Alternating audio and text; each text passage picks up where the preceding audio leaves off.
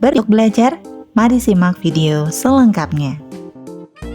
Struktur data adalah sebuah cara untuk menyimpan, mengatur, dan mengakses data dalam komputer sehingga data tersebut dapat digunakan secara efisien.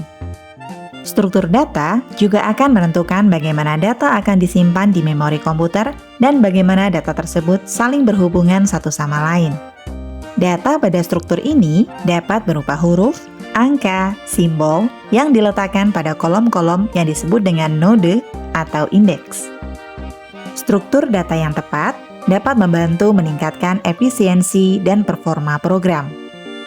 Struktur data dibedakan menjadi dua, yaitu linear dan non-linear. Dalam struktur data linear, jenisnya terbagi lagi menjadi dua, yaitu struktur data statis, di mana contohnya adalah array. Sedang yang termasuk ke dalam struktur data dinamis, contohnya yaitu list, stack, dan queue. Pada video kali ini, kita akan berfokus untuk membahas jenis struktur data non-linear yang terdiri dari struktur data tree dan graph. Kita mulai dari struktur data pertama, yaitu struktur data tree. Struktur data pohon atau dalam bahasa Inggris disebut dengan struktur data tree adalah tipe struktur data yang memiliki bentuk seperti pohon. Tipe tree efisien untuk menyimpan data secara hierarkis karena disusun dalam berbagai level. Jadi, tipe ini sering dianggap sebagai kumpulan node yang saling dihubungkan. Setiap elemen dalam pohon disebut dengan node. Node teratas disebut dengan root. Node yang terhubung ke root disebut dengan child node. Node yang tidak memiliki child node disebut dengan leaf node. Bayangkan struktur data pohon seperti pohon keluarga. Root adalah nenek moyang tertua, yang terdiri dari nenek dan kakek tertua. Sedangkan child node adalah anak-anak dari root, yaitu anak-anak mereka. Dan leaf node adalah cucu-cucu mereka. Struktur data pohon dapat digunakan untuk mewakili berbagai jenis data yang memiliki hubungan hierarki. Struktur data pohon atau tree seringkali digunakan dalam berbagai aplikasi kehidupan sehari-hari karena kemampuannya untuk menyusun data secara hierarkis dan efisien. Berikut adalah 5 contoh penerapannya, yaitu sistem file komputer, struktur organisasi perusahaan, pohon keputusan, silabus pendidikan, dan pencarian di internet. Keunggulan tipe tree adalah proses mencari data bisa dilakukan dengan cepat. Namun, tree juga memiliki kekurangan, yaitu membutuhkan waktu yang lebih lama untuk memasukkan data karena harus menyesuaikan dengan urutan nilainya.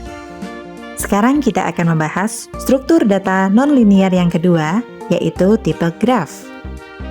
Struktur data graph adalah struktur data non-linear yang terdiri dari vertex dan edge.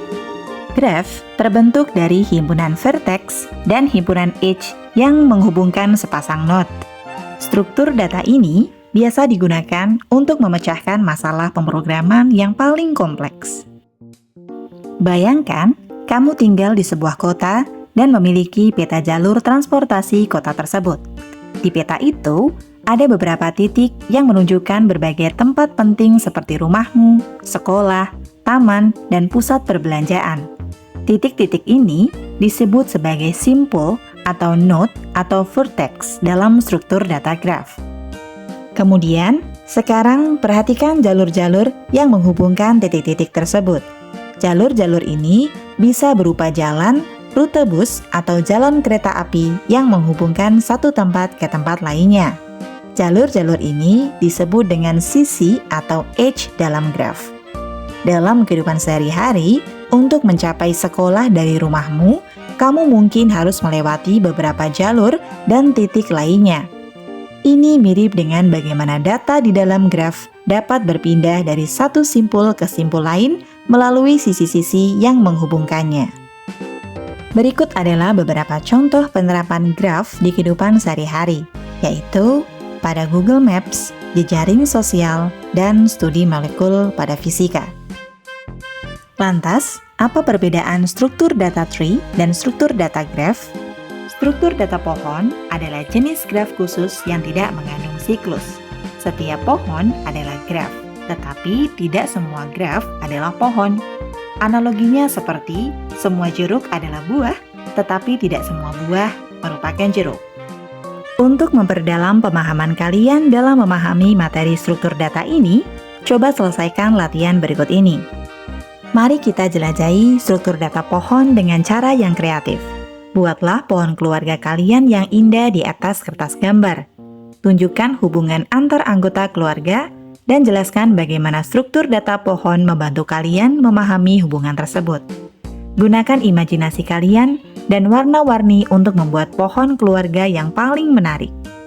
Jangan lupa untuk menunjukkan elemen struktur data pohon seperti root, child node, dan leaf node dalam pohon keluarga kalian. Selamat mencoba! Sekian materi kita hari ini, sampai jumpa lagi pada video selanjutnya. Wassalamualaikum warahmatullahi wabarakatuh.